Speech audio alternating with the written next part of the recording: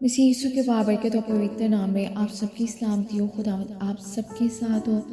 खुदावंद आप सबको बरकत दे और कसरत से बरकत दे। आमीन। आइए खुदावंद के जिंदा पाक कलाम में से आज हम पढ़ेंगे योएल की किताब, उसका दूसरा बाब। और उसके बाद मैं हर फर्द बशर पर अपनी रूह नाजिल करूँगा और तुम्हारे बेटे बेटियां नबूवत करेंगे। तुम्हारे बूढ़े ख्वाब और जवान रोया देखेंगे।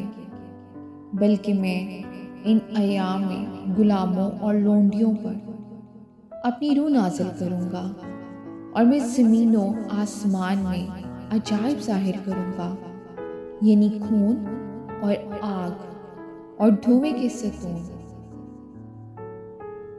इससे बेशतर कि खुदावंद का खौफनाक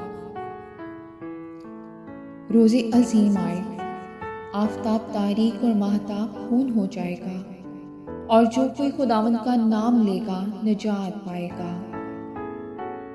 क्योंकि कोई सिय्योन और यरूशलेम में जैसा खुदावंद ने फरमाया है बस निकलने वाले होंगे, और बाकी लोगों में वो जिनको खुदावंद बुलाता है।